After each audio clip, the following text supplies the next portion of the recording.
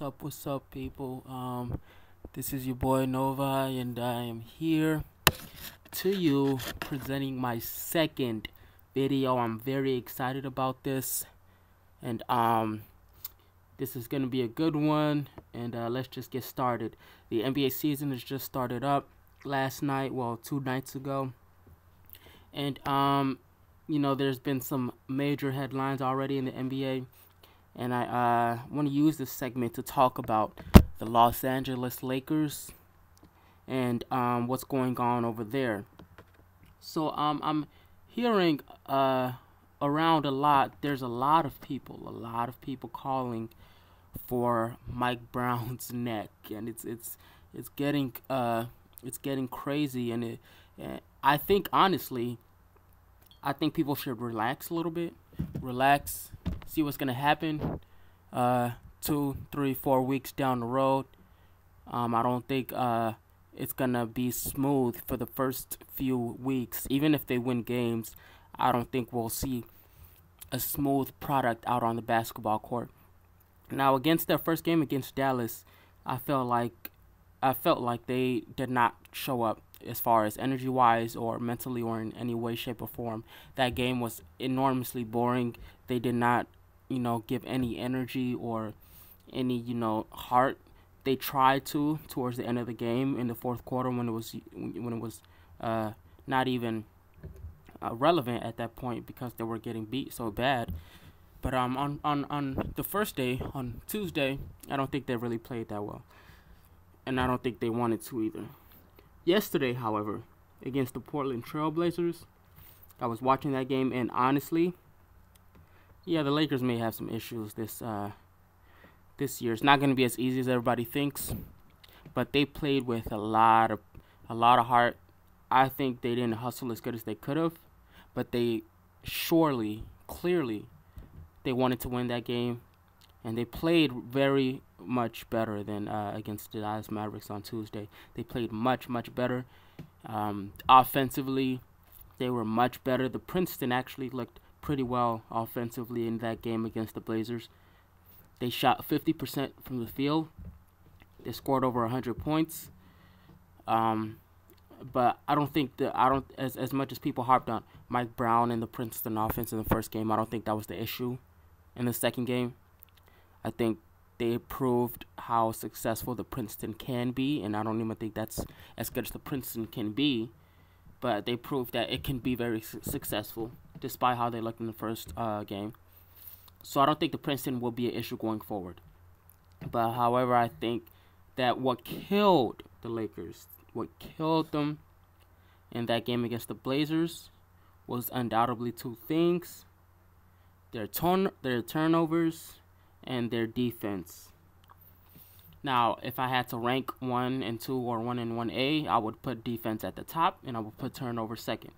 And I say this because defensively, that's something that they can improve right here and right now. When you think about what teams have done defensively, when you think about Boston in 08, and when you think about Miami in 2010, I don't necessarily think that defense requires as much chemistry and continuity as offense. And when you look at Miami and Boston, and when they first came out, Boston was the best team in the league, hands down. When they first came out, they started off blazing hot. They were like 17-3 or 20-3, something like that. And Miami, even though they started off really rough, Miami's defense was top 3 in the league when they first joined together and they were playing their first 2-3 weeks. So I don't think defense really requires a lot of chemistry and continuity. I'm not saying that it doesn't make it better. I'm just saying it doesn't require as much as the offense or other areas of the game. I just think it requires effort, defensive principles from coaching, and a lot of communication on the basketball court. So I think from those 3 aspects, I don't think the Lakers have any of them, honestly, to help. I think if they play more games, that'll definitely help their defense. But I don't think they have good enough defensive principles, and I don't think they're communicating enough on that court defensively. So I think with time, maybe it'll get better. Hopefully it will. I think they realize that it's really an issue. After the first Dallas games, that was my main issue, honestly. Even watching, hearing everybody talking about the Princeton offense and the issues that it presents and stuff, I kept saying that the problems that they had were the defense. The defense, the defense, the defense. I felt like the Princeton offense will get there eventually.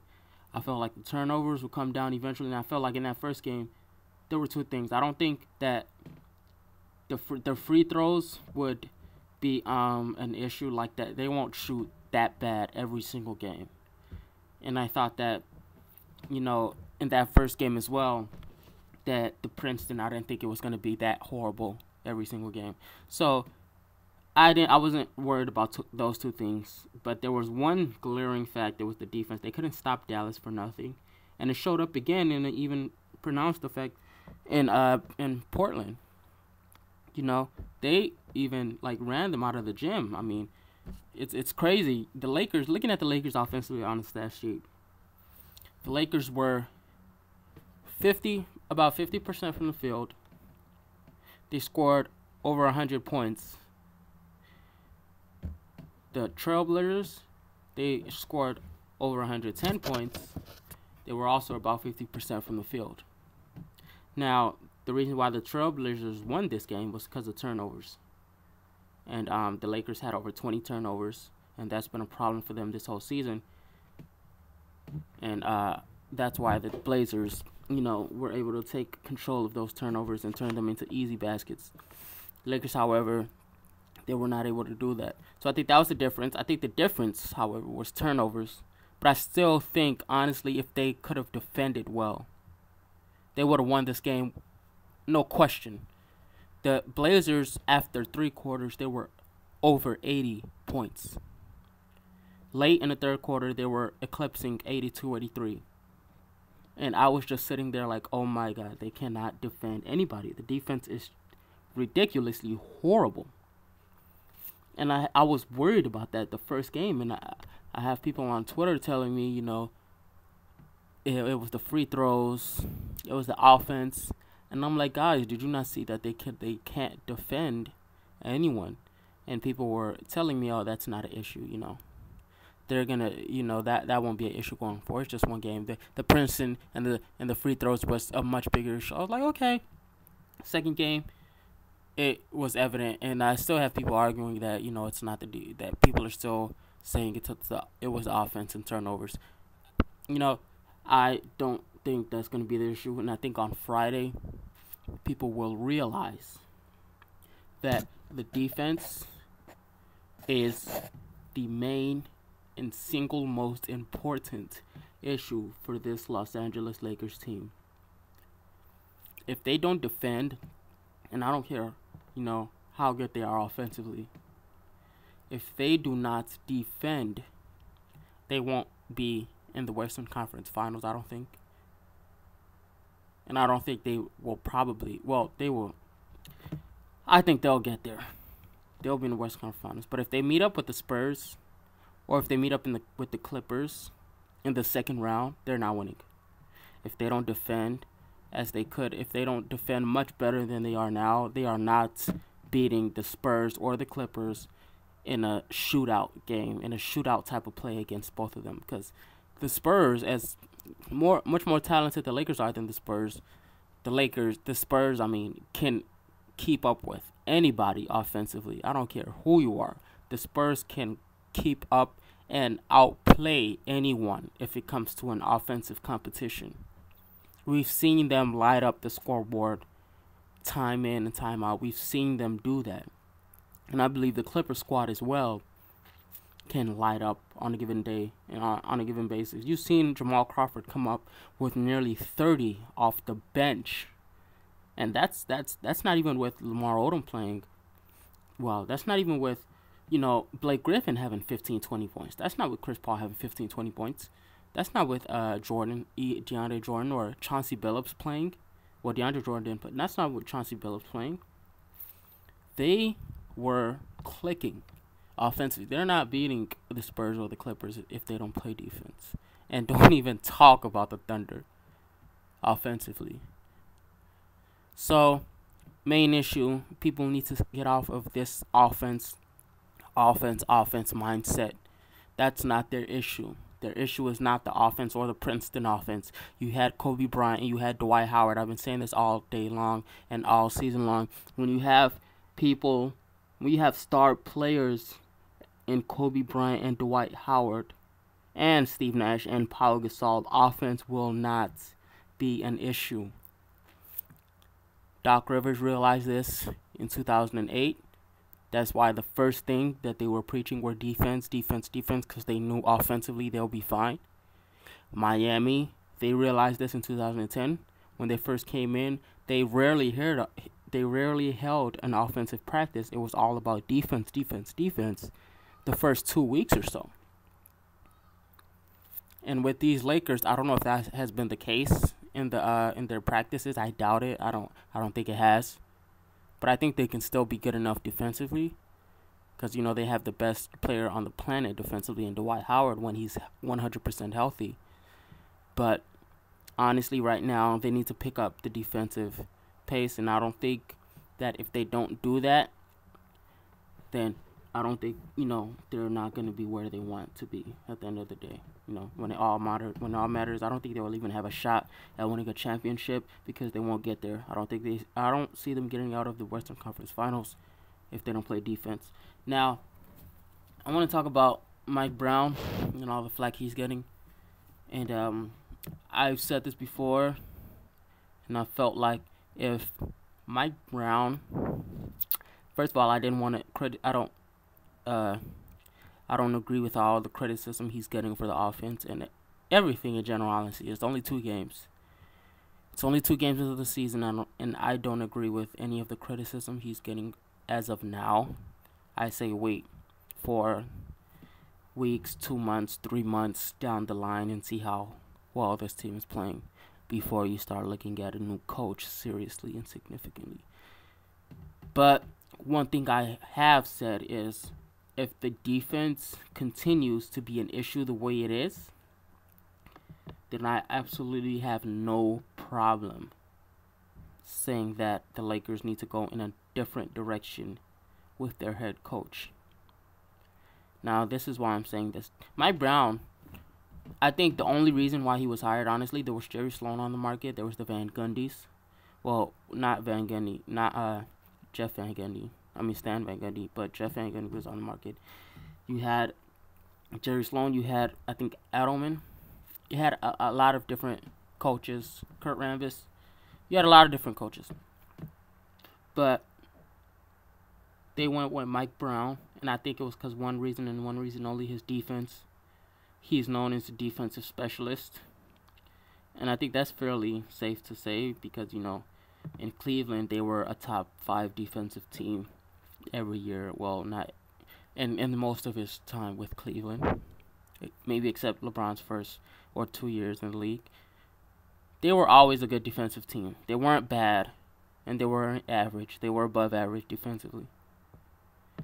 But now what you get here is a bad defensive team right now. And I say this, if they continue to go down this path, then I don't see how the Lakers management will continue to support Mike Brown. And I don't think they should. And I don't think I think the fans will have a legitimate claim if it comes down to that, because I think the front office, that's what they were thinking. They were thinking that, okay, we need a defensive specialist coach, because that's the only thing I think makes Mike Brown stand out. His defensive, specialist moniker. So, if that continues to happen and the defense continues to be as horrible as it is, I think then and only then will the front office continue to begin looking for a new coach to lead this group. So, Lakers fans, my prediction for Friday against the Clippers, honestly, with the way this team is looking right now, I would be very surprised if the Lakers are not blown out by the Los Angeles Clippers. I'll be very surprised if the Clippers don't blow out the Lakers, because right now from that Portland game, they are not an average team defensively, and Jamal Crawford, Eric Bledsoe, Chris Paul, they will eat the Lakers alive on Friday night. And I'm just giving you a heads up. That's what's going to happen until maybe they have a few days to actually practice their defensive principles better and get better defensively and communicate better on the defensive end and do all of those things. But as of Friday night, if they don't come with a better defense, I don't care how good their offense is, if they can score 110 points. But I can honestly see the Clippers going over 125, 120. When you look at a Dallas Mavericks squad, they scored 100 without Chris Kaman and Dallas and Dirk Nowitzki. This Portland squad, rookie Damian Lillard, LaMarcus Aldridge is an all-star, but they scored over 110 points. The Clippers is a top echelon team offensively, and I see them scoring over 120 points if this defense shows up on Friday. So I think it's going to be a blowout if they play the way they did. I think they can still play hard, but like I've said this whole podcast, it comes down to defense, and it will come down to defense. So if that continues to be the problem going forward, hey, I'm with you guys. Mike Brown needs to be seriously looked at as this head coach, because it's not helping him that he's having bad rotations out there.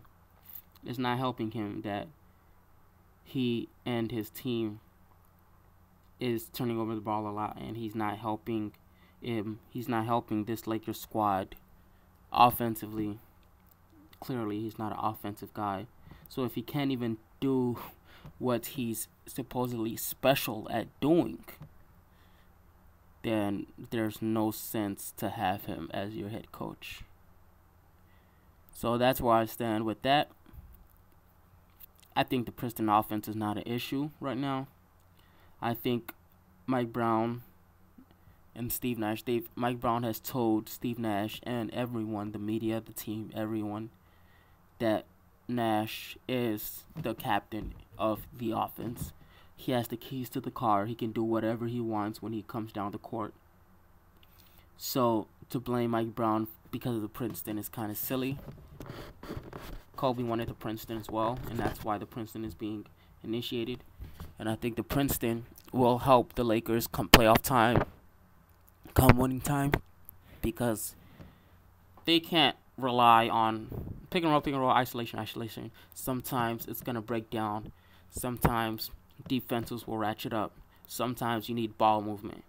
And when it comes to the playoffs and crunch time and fourth quarters, you may want ball movement. You may not want stagnant ball play or pick and roll play that can lead to many turnovers against the Miami Heat team or something like that. So you want constant ball movement to rely on, just in case. Now, I'm not saying that the Princeton offense should run their offense. What I am saying is that eventually, as Nash gets accustomed to his teammates, and if the Lakers in general get accustomed to the Princeton, Nash will listen to what Mike Brown said and start breaking the Princeton more often. Another reason why the Princeton is needed is for the bench. The bench has been very productive with the Princeton offense. Against Sacramento in the preseason, they brought games back that the starters have, they brought them back into games that the starters have just not, been able to sustain. The bench against the Dallas Mavericks in the second quarter, they extended their lead to 9 points, while the Lakers starters were hanging around 2 or 3 points ahead. So the bench is really, benefiting from this. To scrap this now or just put the bench in a flux, they will have no one to create, and they will just, they will be as horrible as they were and probably even worse last year. So this ball movement, the system really helps the bench. I don't think it helps the Lakers starters all that much, but I think it'll be needed in the postseason to prevent, just something to fall back on. Just in case, something to fall back on, a system where they know in the back of their minds they can fall back on if things get stagnant. They'll move the ball around. They know what to do. They give back cuts, back lobs, all of that stuff. So it's good to have that, playoff style play. If anything happens, and if defenses are keying in on people or whatever. So I think that helps there. But I think as soon as they get better with the Princeton, and as soon as Nash feels more comfortable, he's gonna start breaking the offense more than 70% of the time, because Mike Brown has allowed him to do so, and he's smart enough to know that, hey, I got Kobe on the wing, I got Powell, I got Dwight. I need to break this Princeton to run a pick and roll, and he's gonna do that a lot more consistently when the time comes. But right now, he understands that they're trying to learn the Princeton, and it'll only stall their progress if he breaks the Princeton pick and rolls now, because eventually they're gonna have to learn it. It's not something that they're just gonna scrap completely. They're gonna have to learn it, and I think they should learn it. And why not get it out the way now and go through hard trials and tribulations now, learning the offense in the beginning of the season, first 5-10 games, rather than 50, 60, 70. I'd rather let them get it down now, and then run pick and rolls later on, because they already know how to do that. It's not about winning now. What they need to do is learn what they don't know now, and do what they know how to do best later on in the season. So that's what I have to say about that. Princeton, I don't think that's going to be an issue. I think Nash is not comfortable right now. I don't think he wants to be an asshole coming down the floor and saying, hey, I'm breaking this Princeton and I'm running a pick and roll, when the whole team knows, okay, yeah, we're trying to learn this Princeton. That's pretty selfish of you to run a pick and roll. And then you have Kobe like, okay, well, if he's going to do that, well, I'm going to pull up from 30. So, I mean, I think Nash being new to the offense, being new to the team, too, he doesn't want to be a bad guy. He doesn't want to just break the Princeton for wins. And he's also smart. He doesn't want to stop this progress. He wants to get this out of the way, learn the Princeton completely. And then once he starts doing that, he'll be more comfortable in breaking the Princeton. So, I mean, people don't panic. It's going to be 4 weeks before they start winning games that they should. And it's going to be months before they start dominating the league, which I do think will happen. So, just relax, sit back, and enjoy. It's been very entertaining to watch them, though. I must say that. So, yeah, this has been the second episode of Novi Jimenez. I'm signing out. Hope you guys have a good one.